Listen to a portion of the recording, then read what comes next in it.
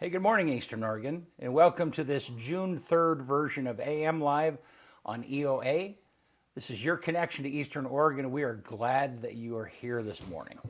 Here in just a little bit, we are going to have LeGrand Police Chief Gary Bell will be with us, and we're anxious to talk to him. Also, all of our content is available at eoa.network. That takes you to a link tree where you can find all of the locations where all of our stuff is available. Yes. So, yeah. How are you, man? Second Monday. I'm good. I'm happy that the weather's starting to get nice. Staying Is it staying nice? staying nice. Yes. I like the good weather, man. Yeah, boy, I tell you, it cooled down last night, which was, I loved that, Yeah, when it's warm during the day and then cools off at night, Yeah. you can cool off the house and make it all. Yeah, Benny and I did a big shoot out at Hot Lake last night. It's just some of their promotion videos of people soaking in hot tubs and so on and so forth. And, we had been working inside for hours. And, man, when we went outside, it was like, oh, finally. It was just beautiful. Yeah, was it hot in there? Well, it was. We were on the, No. Didn't need to be, yeah, it wasn't I'm that weird bad. like that. I don't like it hot inside, but outside I like it hot. Okay. But I want to be able to, Yeah.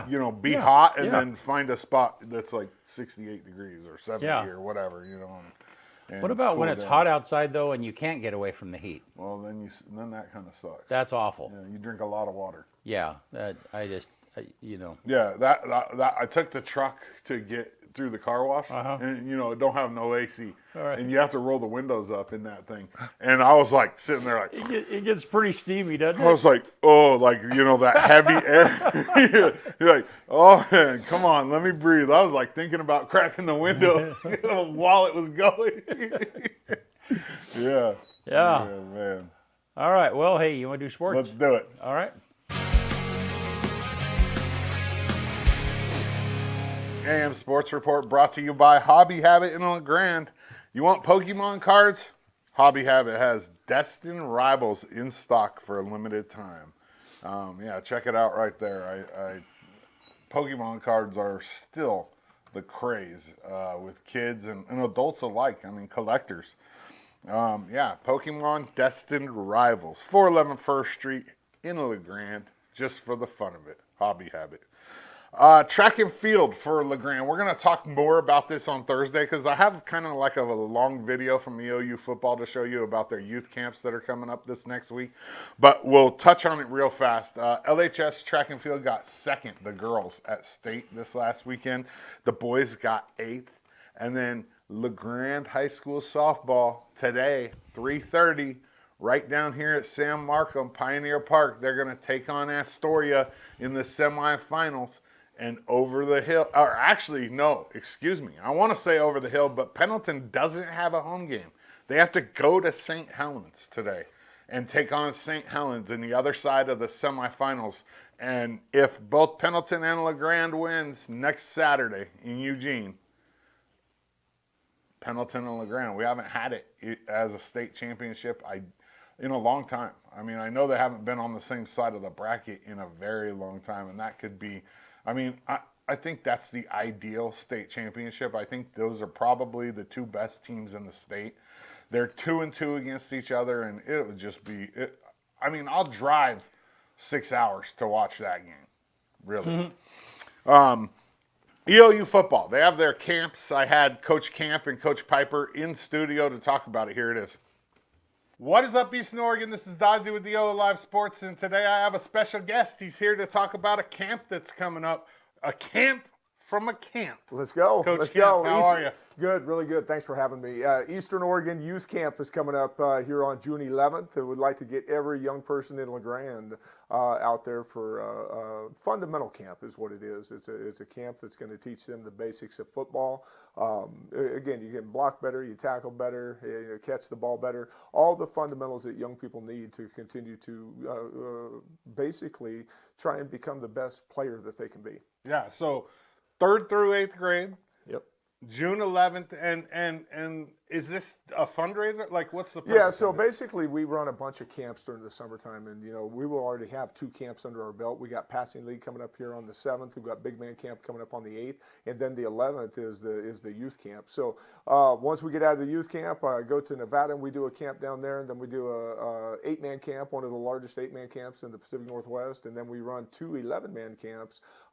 Basically, these things they're crazy because there are 400 to 600 kids on Eastern's campus. But yeah, we try and make sure that we don't ask our kids for a lot. So we require our players to have one hometown hero, and then from there we just try and do the camps with the coaches. And if we can get the camps with the coaches, we stand to make a lot of money, and they're really good recruiting tools for us as well. So if we can get people to Eastern's campus, the campus sells itself. So it's going to be a big summer for us. We have multiple camps coming up. Been doing some showcases in Caldwell. I'm going to go up into Seattle. Then we got another one coming down on the west side of Oregon that we're going to be involved with. Trying to get to Eastern out there and continue to do what we've done for 20 years. And again, provide one of the best camps, multiple variations for all the athletes in the state of Oregon, Washington, California, Nevada. Shoot, we got kids coming from Hawaii. We got kids coming from New Mexico. We're getting our word out there. So I feel that when we first got here, that we are told that it's going to be hard to do camps here, and it's been quite the opposite. It takes a lot of work, but at the end of the day, this is all the money goes back to our football program, and that's basically what it's for. So Yeah, and NAI small school, you have to raise. oh, you got to raise money. I mean, I don't like being told no. I mean, that's the one thing. So if I can get the work done, and my coaches who do an excellent job, and they're there with me every step of the way. And again, it's teaching Eastern Oregon style football, how we do things, right? We have so many players that want to be coaches in certain times of their life, right? Yeah. I think that the best way to do it is to be able to go out there and coach young people. And I even have my coaches do this and really try and figure out some other drills that we can try out on other people, all right, to see if we want to use those within our football program. So I think it's a win-win for everybody, you know, giving some of our young coaches a chance to go out and coach, youth all the way up through high school, is one of the best things you can do as a coach, based on the fact that the voice that they're learning, and to be able to coach and teach and continue to see how much of an impact that they have on young kids. Yeah. I've told the kids multiple times, hey, you need to do it this way. You need to do it this way. It takes one of my players to come over and say, hey, you do it. You need to do it this way. And all of a sudden they click. So it's that instant connection, hey, of a young person. Oh, yeah, I want to kind of be that guy. That might be something. So I think it, like I said, I think it's a win-win for everybody. For sure. So say there's a family out there and they have a kid in that age range, roughly 3rd to 8th grade. What do they need to do to get signed up? Well, we got to get signed up fast. I mean, give Coach Piper a call. We have, and he's going to be coming on the show. Shoot me an email, tcamp@eou.edu. We'll get you signed up. And one of the big things is, and for this community, I'm not in it so much for the money. All right, for our community, I want to provide something where a kid could come up there and a young person could come up there and just go out and play football all day and be taught by some excellent coaches. So if it's money concerns, let me know. Right, we'll work through whatever we have to do. We'll get you signed up. The check-in starts at 9:30. Camp starts at 10.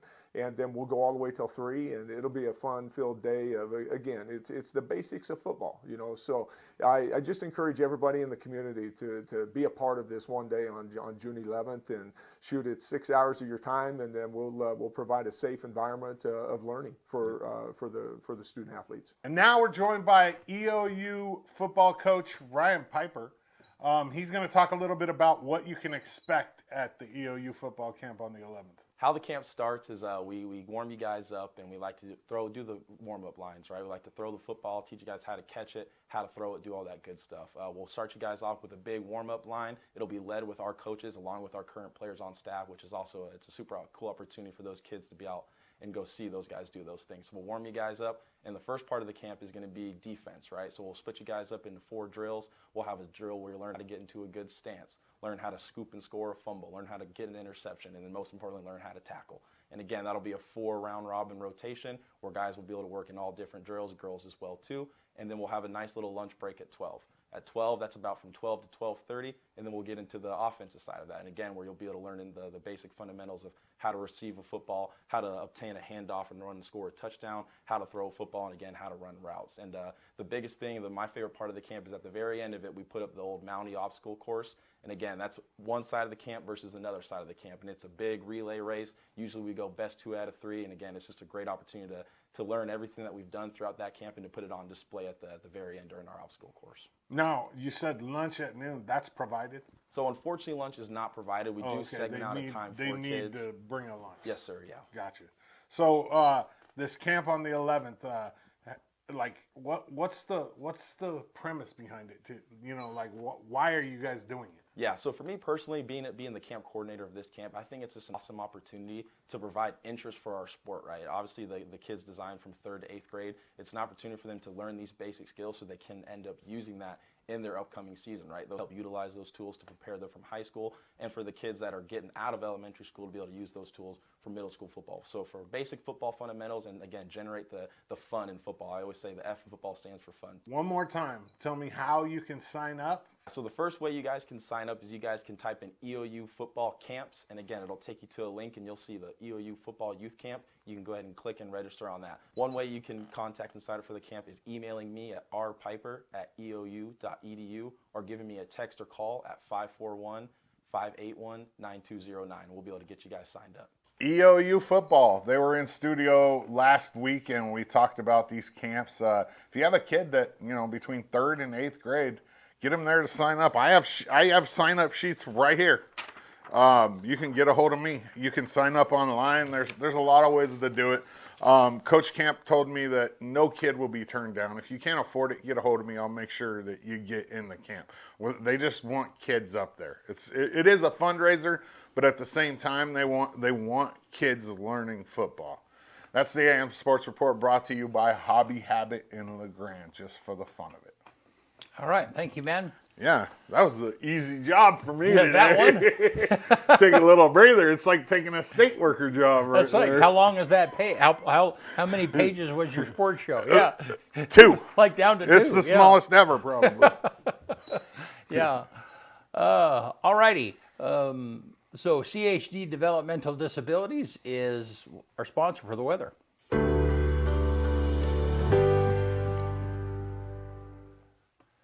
All right. Taking a look outside. It's pretty this morning. Yeah, it is. It's very nice out there. Yeah, Good, and- because I got to be out there in a few hours. Yeah. Then let's look at that weather graphic. Bennett, 72 today, 43 tonight. And Beautiful. looks like it's in the 70s and 80s. Do I see 90? 90s on Saturday? 90 on I Saturday. hope it's not that hot in Eugene if we win. Well, be a good time to Quite be there that though, hot. right? Yeah, it will be, man. Yeah. I'm gonna be so tan by the end of the week if it's in the 90s. You're just going to be a golden god, Yep. little G. Just need to grow my hair out and Yeah. I'll be Fabio. There you go. All right. I'll be the chubby Fabio. All right. Here's that CHD video.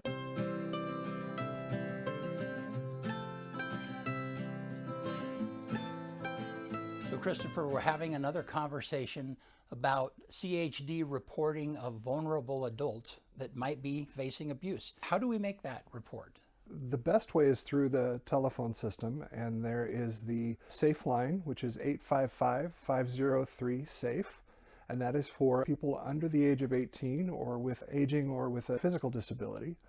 And for those with an intellectual developmental disability or who are receiving mental health services, that's my desk line at 541-962-8889. Who should report this kind of information? So anyone that sees or suspects abuse, neglect, or financial exploitation should call, but the Oregon state laws require some occupations, such as social workers, doctors, law enforcement, anyone that pretty much works with the public. What kind of information do I need to have available to make a report?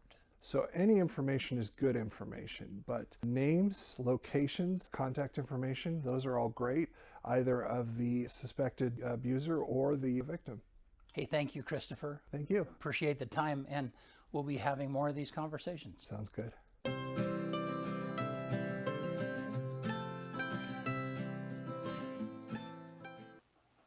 All right. Thank you, CHD, for sponsoring our weather segment. We will be right back with Police Chief Gary Bell.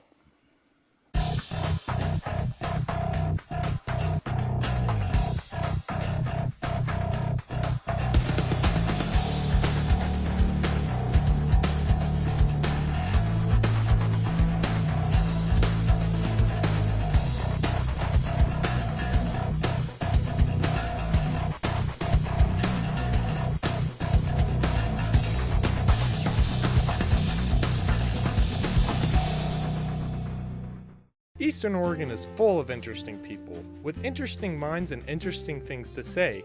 Here at EO Live, we're committed to connecting you to these intriguing people with EO Talks. We let our special guests share their ideas and life experiences with deep, open, engaging, and inquisitive conversations. You'll also be informed in depth on some of the most recent and relevant events, issues, and more. EO Talks on EO Live, your connection to Eastern Oregon, now on Roku. In the Chicago area, that there's like 18 tribes there. All right. We're back. Good morning. Hey, how are you, man? I'm doing well. Thank Morning. you. Morning. Good. Morning.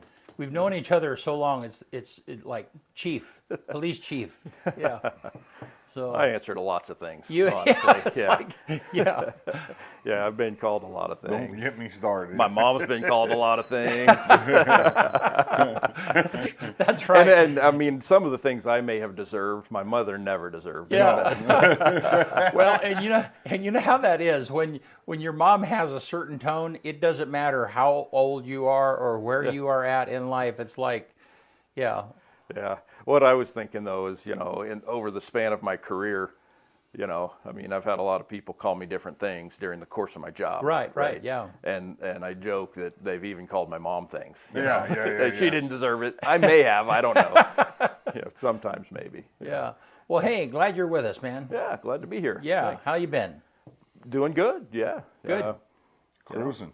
Yeah. You guys mentioned the nice weather earlier, and we've been enjoying that too. Yeah. It's just that spring, consistently nice weather. Although I'm a little over the wind. That's kind of. I mean, it gets warm and it's beautiful, but the wind is. And I've been doing some drone work out in the industrial park, the business park, Yeah. and it blows out there all the time. I mean, Yeah. I don't have a windmill or anything, so Yeah. there's no value for me in the Yeah. wind. I like a nice breeze. Yeah. That's kind of nice, but Yeah. All right. Well, hey, so before we get going, let's just talk a little bit about what's going on between the police department or city of LeGrand and the sheriff's department. And we don't, we're not going to dive into that. Sure. You've written. Robert Strope wrote a very good response, thorough response to the city's position. And Right. do you want to add anything to that, or just kind of affirm that? Whatever. you wanna say? Well, I mean, I think that it stands on its own. Yeah. I mean, you guys know in both our formal and informal conversations, I'm a fact-based person, and the facts are what they are. I think that it's important, for me to say now and many times in the future publicly that there's no adversarial, situation between the police department and the sheriff's office. This is a situation. I think that it's unfortunate the way that it rolled out. But look, the way that I perceive and lead the police department is that we got a lot of things going on at Right. any given time. Right. Drug enforcement is one of those, and we've talked ad nauseum about Oregon drug policy and the effects of ballot measure 110. I publicly supported the policy changes that ultimately resulted in House Bill 4002 that went into effect September 1 of last year. That was a good move. It was necessary. Since that time, LeGrand Police Department has been effectively enforcing drug laws. Would we like to have more resources to do more things, to accomplish our mission, quicker or more effectively or across more fronts? Of course, but that's, I've been with the city for 32 years, and I can say even in my early days, where I wasn't in leadership or administration, we would always like to have more resources. Right. There's always more that we would like to do, but whether it's professionally or privately, and that's why I tell people, it's like, even in my own home, all of our own personal lives, our own checkbooks, wouldn't you like to do more? Right. Right? But we always have to, circumstances at the time, and that's one of the things that I have to do in my leadership role with the city, is constantly evaluate what are the needs, what are the priorities, what is our capacity and the resources that we can move around in order to accomplish the mission. Yep. And what I can tell you is we are accomplishing the mission, and I think the data shows that. I have to say, because I know that oftentimes people might not be aware because you're behind the camera, but I'm there at a lot of city level discussions involving city council, budget committee, budget hearings, staff meetings, and I can tell you that decisions about finances in the city, I have never seen them taken lightly, and there's lots of wrestling about what can we do with the capacity that we have. And public safety, both police and fire, EMS, always important. I mean, we have to have public safety, and I support that, and I agree that I champion that. But a community also, everybody agrees we don't want to have good streets. We're always trying to find more funds in order to, improve, the city's infrastructure, and things like water and sewer. Those are things that nobody ever thinks about or ever wants to even talk about unless they're not working.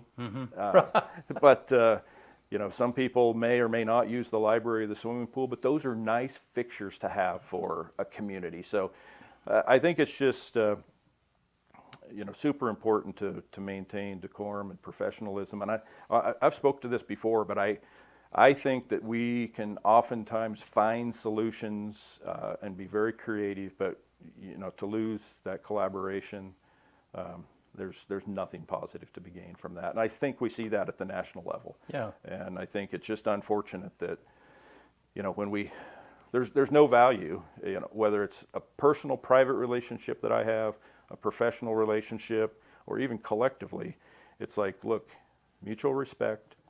Understand that maybe I perceive something or I think something, but that doesn't necessarily mean that that's going to be across the board.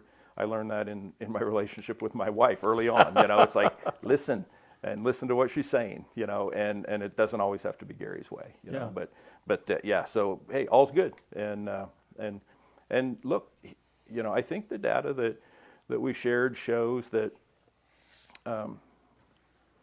oftentimes there's things that are thrown out there about, I think what I'm just trying to say is that there's good things that are happening. We have experienced through some policy shifts in the state of Oregon around drugs. We saw the fentanyl hit the streets, right? Not just in La Grande and Oregon, but nationwide. And I mean, what a scourge, right? Overdoses, just shot through the roof, in ways that I don't think any of us ever would have anticipated. And not just here. I mean, this is just what we see here and what we experience is only just a snapshot of what's gone on, nationwide for us in America. But what I can tell you is things are looking better. Yeah. Now, it's too early to say. I'm not going to tell you that it's like, hey, we've got this fixed. That'd be foolhardy. Yeah. But what I can tell you is that the trend calls for service, and I've stated this publicly many times. The data that I have is calls for service related, just that comes into the 911 center and for La Grande PD. So I can't tell you about, hey, people that have experienced overdose that present at the emergency department or don't report at all. Right. But I do think, we collect that data year over year, and so it gives you an example of what's happening, right? Yeah, the trend. Yeah, exactly. And so what I can tell you is that calendar year 2024, they were down. And so far this year, from January 1 through the end of May, we're looking at a 50% decline in overdose calls for service compared to the same period of time last calendar year. Yeah. So those are good things. Oh, yeah. And again, like I said, hey, you know, time will tell. But, you know, some people, you know, I talk to, it's like, well, what's making that happen? Again, I'm not going to point to any one thing. There's a lot of things that have happened. There's been a lot of opportunity and effort towards education. There's been a lot of harm reduction efforts, like the people are aware, you heard Narcan or naloxone. And let's get real. People that are using, and I would never endorse it or suggest that people should do this, but people that are using these drugs, they've figured it out. They're dying. And so, you know, of the now 32 arrests that LeGrand PD has made since September 1 of calendar year 24, in every single one of those except one, the person possessed methamphetamine. Right. I was gonna Only say, 4 of those cases did somebody actually possess fentanyl, and only one of those was at fentanyl alone. So fentanyl, now, to be fair, there's still some fentanyl being laced in some of the other drugs. Right. But, you know, it seems horrible to say, you know, because meth is poison. I mean, it's absolutely horrible, but, you know, it's hard for me to even let the words roll over my tongue, but it's better than using fentanyl. Yeah. For sure. I hate to laugh about that, but you're 100% right. Right. I don't think the public understands that fentanyl's on the decrease. Like, I don't think people know that. I mean, I still hear people saying, you got all these people dying and fentanyl overdose and fentanyl this, and it's like, no, we had a fentanyl problem, and we still do a little, but the problem's meth, folks. Yeah. It really is. Well, the problem in the 32 years that I've been in service to this community is addiction. Yeah, 100%. Okay. And, you know, it's when I first started working here, we had not even seen methamphetamine. We had not even seen that here. But human beings, you guys know this. I mean, some people are more susceptible to addiction than others, but you know, there's some science involved in addiction. And you know, I mean, how do we and that's the equation that has led to these policy changes, you know, both state and nationwide, that we have undertaken, good or bad. Right. But how do we address this? You know, I mean, this has been a scourge on our nation and, you know, human beings for a very, very long time. And, you know, there's oftentimes what's lost in that discussion is what are the consequences of addiction? You know, because I guess if somebody could use some, you know, substance in a vacuum and not impact this is, you know, their community and society and those people around them and children, okay, you know, I mean, free will. But that's just not reality, you know, because what we really see, the truth of the problem is, you know, whether it's domestic violence, you know, abuse of children, you know, people are Petty not, theft, people that are robbery. engaged in addiction are not more employable.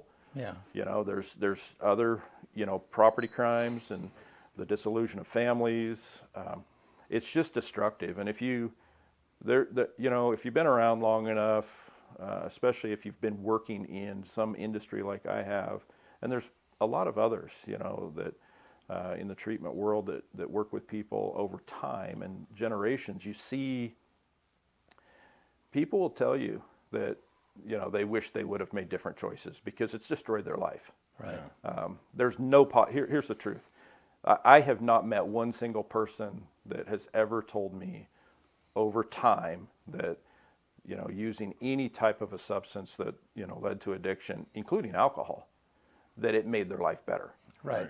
It just is not true. And in the moment, people do that, and I don't think any of them are planning to destroy their life, destroy their relationships, and, you know, so that's the real problem. And so, you know, that's a very big picture issue, right? Yeah. A social issue that we as people have been wrestling with for a long, long time. And as much as I am an optimist, I think that we'll probably be wrestling with that beyond my service to the community. Yeah. Guaranteed. But Yeah. in my tenure, what I'm going to tell you is that we're going to do everything that we can to impact these things, both for the individual and for our community at large, that impact livability. Yeah. We're going to do everything that we can to impact those in a positive way. And, you know, I think there are ways and times that we're doing that. Yeah. You know, it's honestly, be very frank with you, it's foolish for anybody to think that we can solve this through the police department. Even if resources were no issue, I could not, if I were being true and honest, I could not look at you and promise you we're going to eradicate the addiction issue in LeGrand. Right. I could not make that promise to you.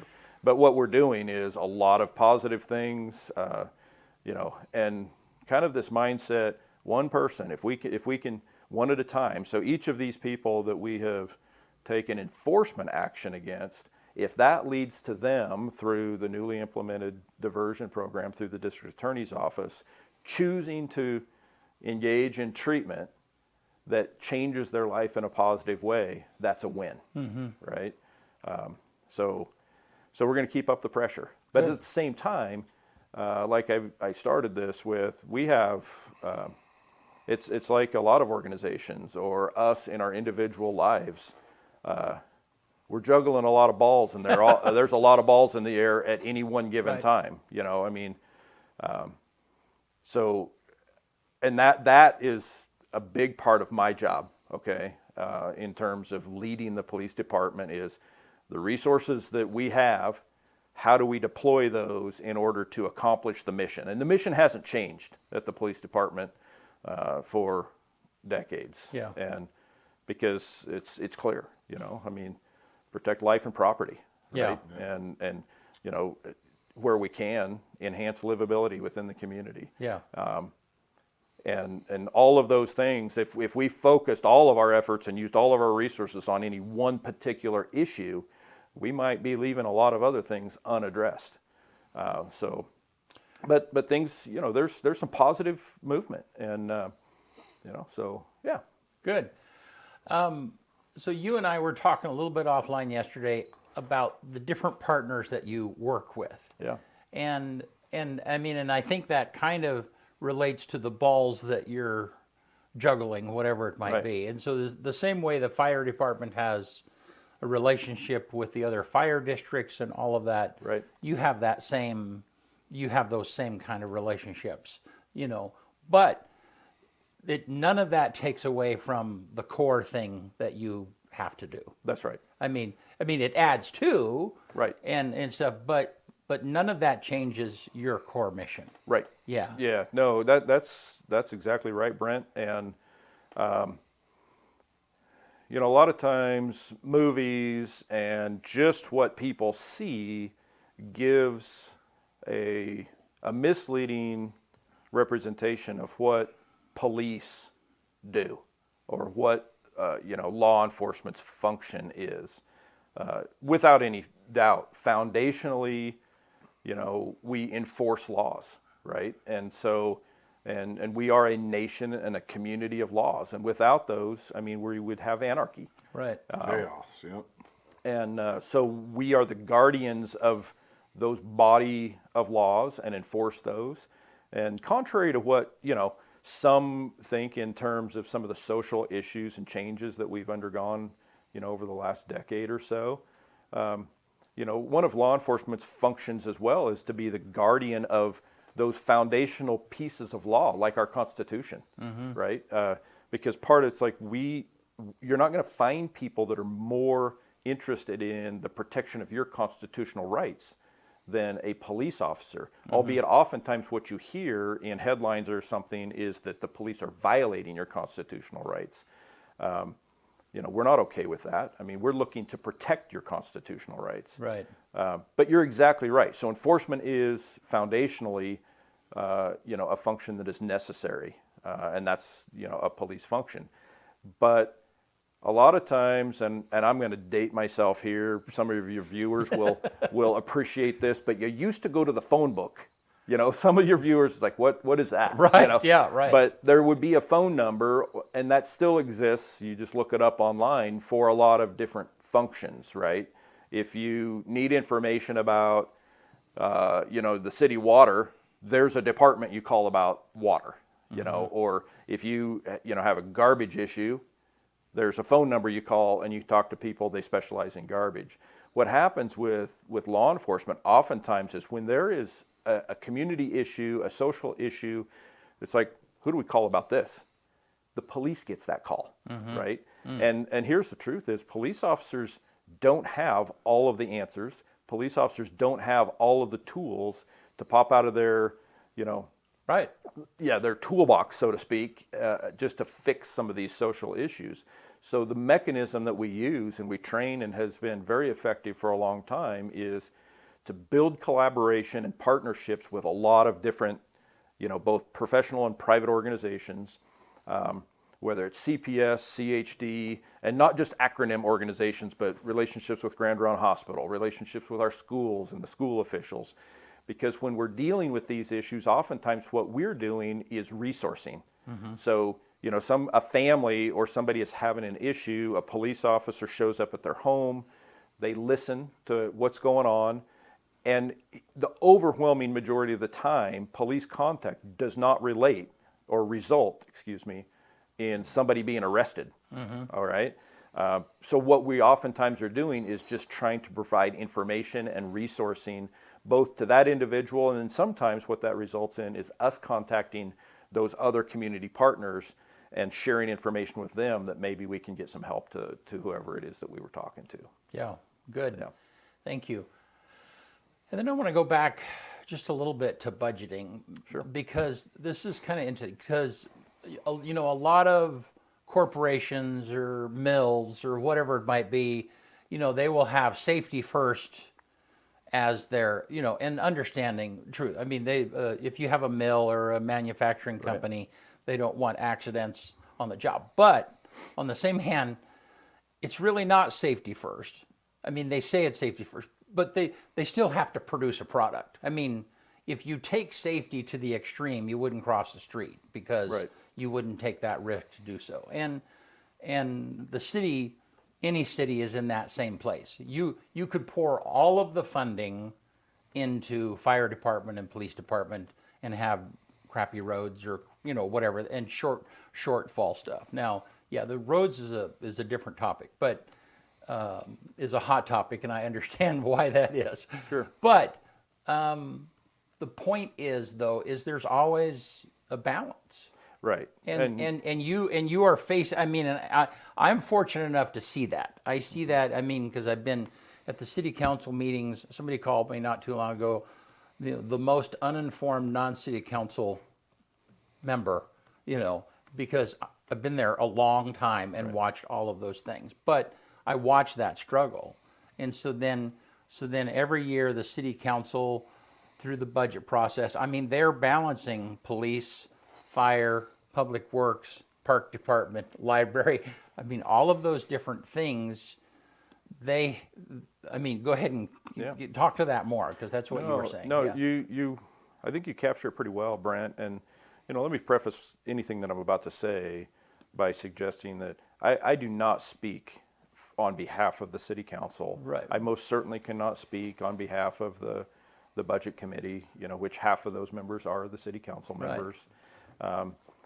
But, here's the thing. I've been involved both as a community member, as an adult. I'm not a young man anymore. I've been around. I know a thing or two about a thing or two, right? The city has invested a lot in me as well. And I take, my responsibility to the community very serious, and I pay attention. Yeah. And what you stated about the balance, that is, and again, I hate to go back to that analogy, but it's very similar. I mean, you're talking about, for most of us anyway, it's bigger pots of money. It's bigger numbers, more zeros. But it's not a whole lot unlike your personal finances. Right. Yep. And from year to year, month to month, or year to year, in this case, the city budgets on fiscal years. It's the reason we do that every single year is because priorities and needs are ever evolving, right? We can't just, 20 years ago establish like this is the budget formula for the city of LeGrand. We don't ever have to talk about this again because this is the percentages that will all.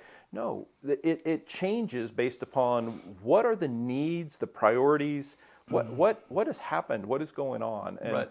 and you're exactly right. It's like, it would be great for me, right, in my role as the police chief. It's like, hey, Gary, we're going to give you, all of the general fund dollars, for policing in LeGrand for a moment. But as a community member, that's not healthy. That's not right. Because here's the thing, we might have the best, most robust public safety capacity in the city, but what else do we have, right? Right. And so when we think about, the vitality of a community, people want to be here because there's economic opportunity. It provides the lifestyle that they want. We have access to, incredible recreational opportunities. We have great schools. We have parks, outdoor spaces. I mean, maybe those are not the things that some people are looking for. Maybe they want to live in a place that we just don't have that available.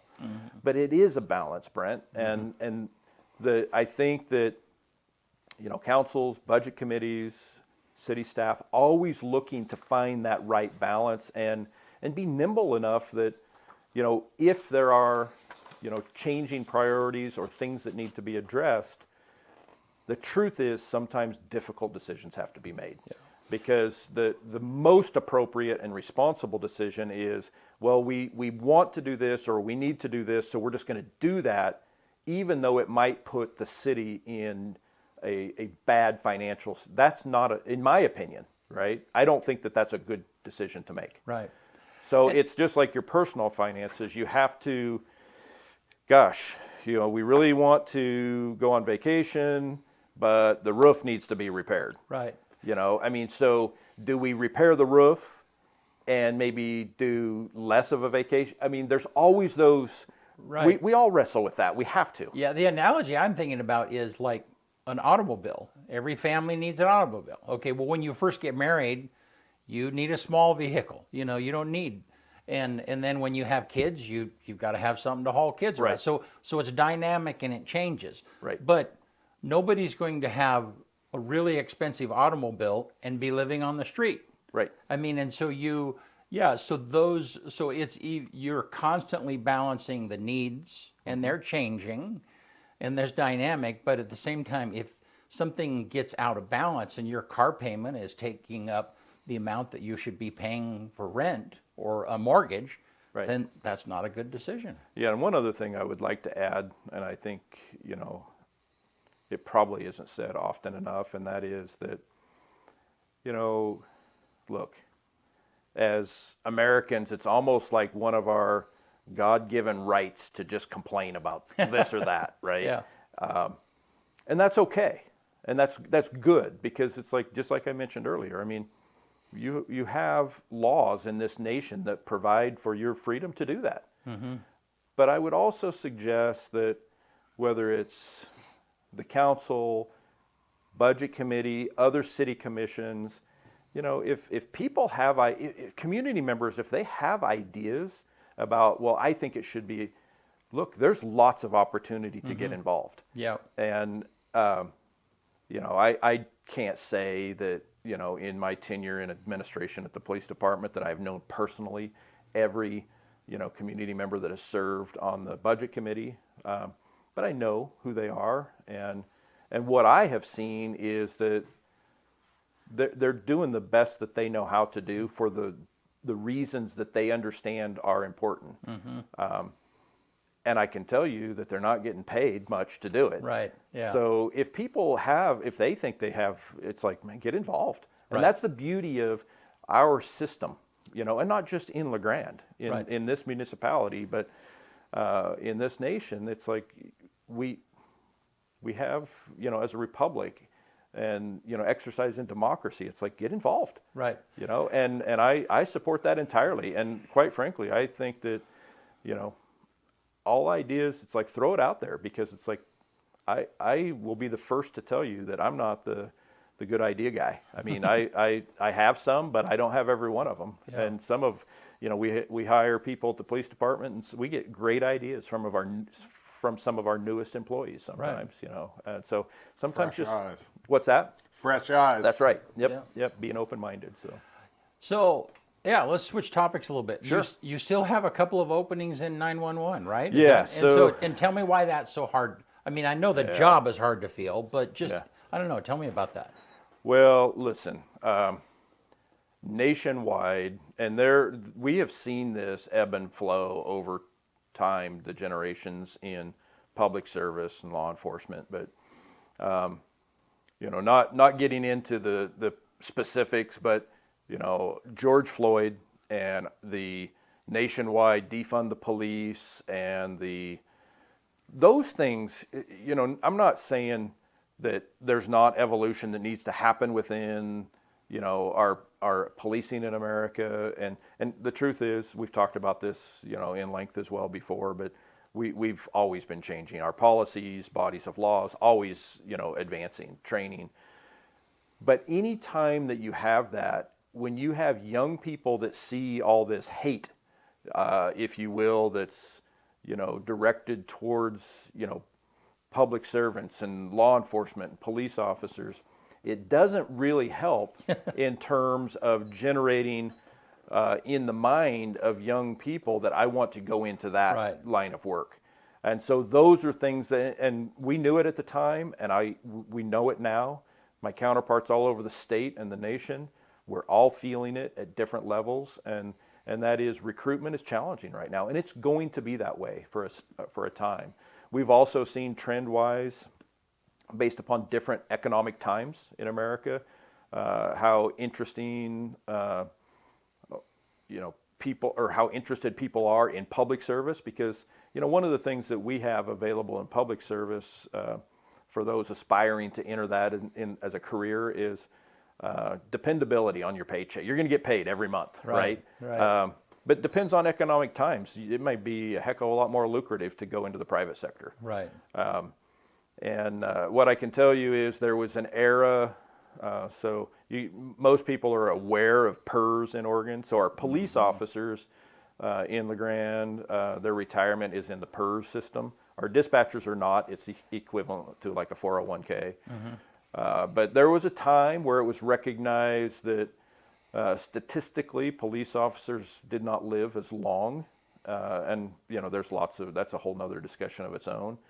So there was a plan to implement early retirement for police officers. Well, you guys, most everyone is aware of, the financial challenges with the PERS system.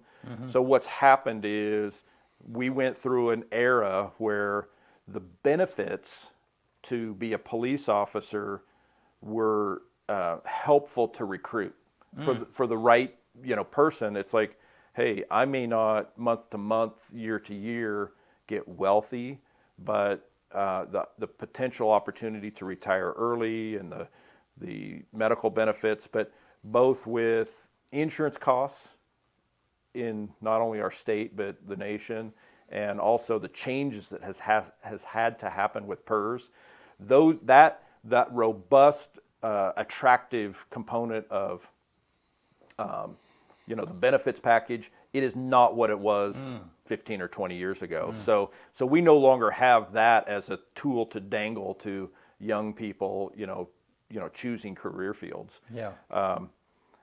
Back to 911, it's a difficult job. Okay? Yeah.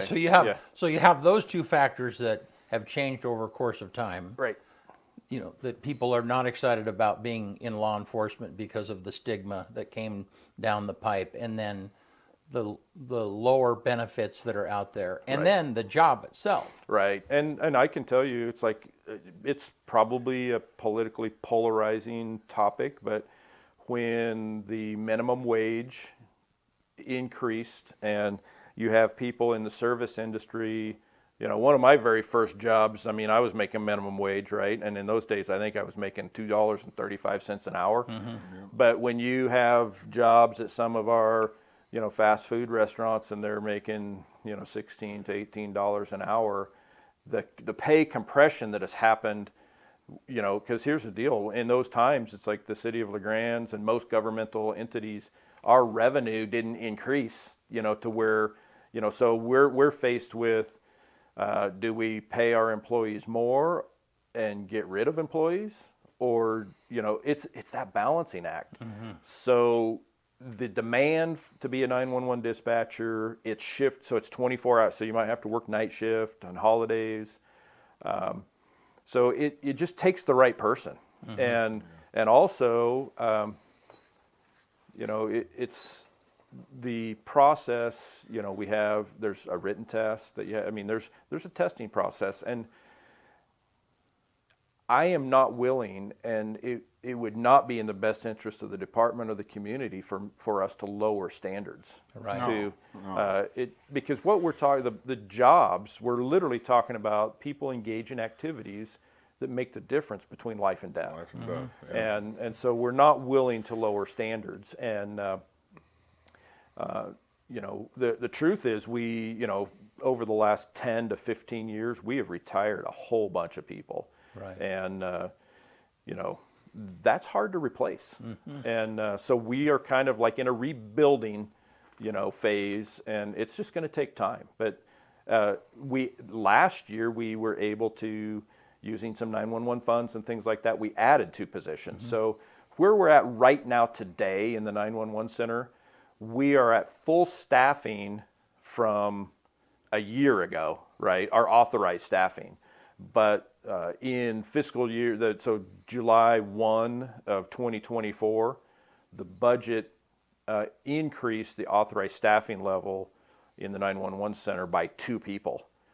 And it was long overdue. I mean, we hadn't had any staffing authorization number changes in there like 20 plus years. But to get back to those, to add those positions, it's just challenging. Yeah. But I know, hey, I'm not paying for an advertisement, but we're testing on the 10th of June. It's not too late to get your application in to be a 911 dispatcher. We're running out of time, and I got a question coming Bring it. in. And we've talked about this before, but I'll let you answer it again. What's the cost of training a raw recruit from date of hire to first solo day on patrol? And that's Steve Konopacki asking that. Yeah, that's a great question, Steve. But here's the thing. The cost really needs to just the annual salary. So a police officer for the city of LeGrand, we're talking like $112,000 to $120,000 a year. But before, Is that everything? Like yes, I was just benefits? going to say, before you like, oh my gosh, no, that's not what the police officer themselves is not making $112,000 to $120,000 a year.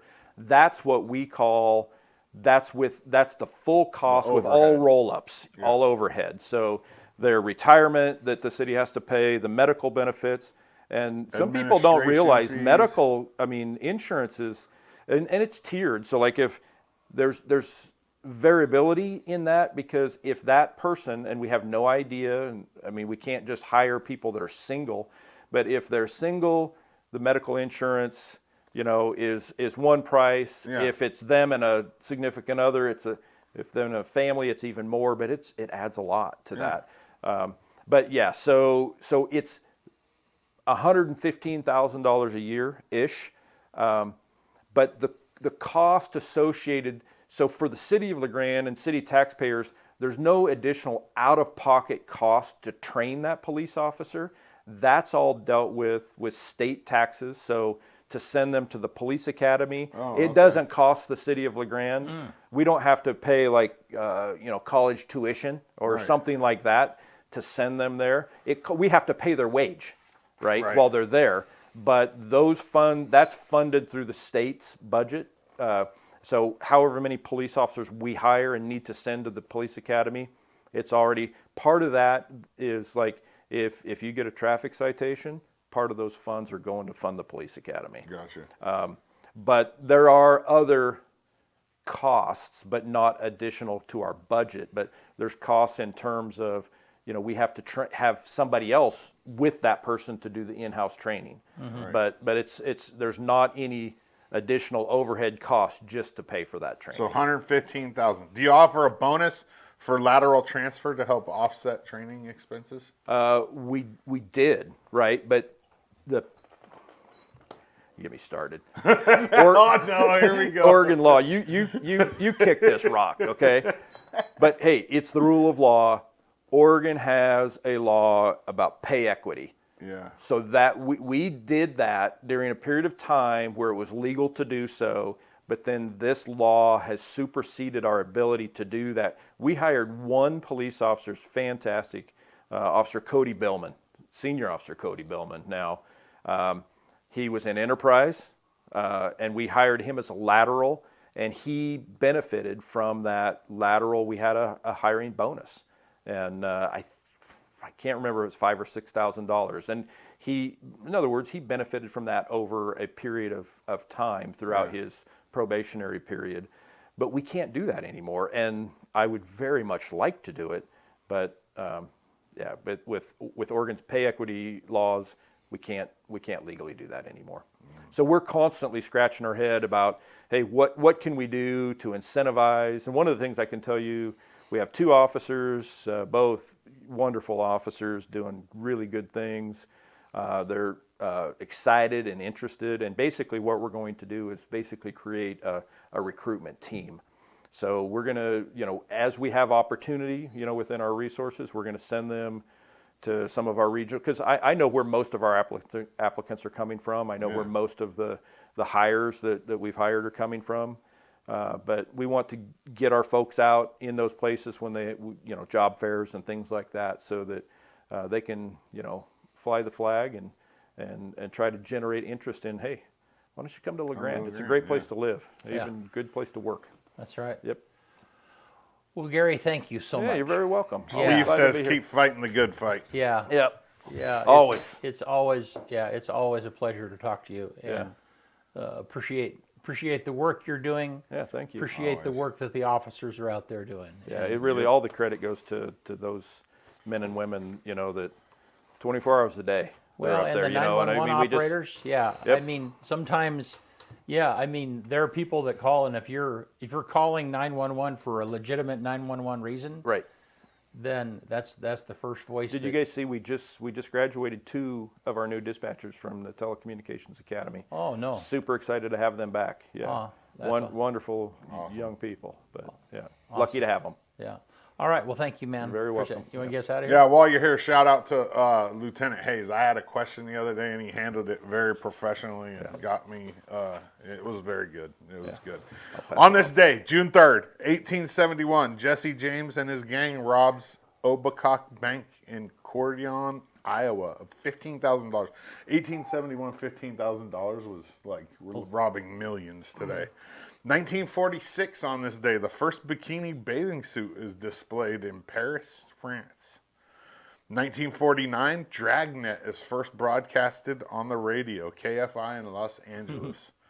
1965, the first U.S. spacewalk made by NASA astronaut Ed White during the Gemini 4 mission. It was 23 minutes long. And then finally, 2019, on this day, Jay-Z is named the world's first billionaire rapper by Forbes magazine. Billion. I can't even imagine what that would be like, $1 billion. On this day, the #1 song in America in 1995, Bryan Adams, Have You Ever Really Loved a Woman? And the quote of the day comes from Jason Versey, if you can't change your scenery, change the way you see. One more time. If you can't change your scenery, change the way you see. All right. Hey, thank you, Gary, for being here. Appreciate My you. pleasure. Yep. Yeah. Thanks, guys. Yep. Thursday, Nick Fora will be right here with us. Yep. Union County Emergency Manager. Yep. See you soon.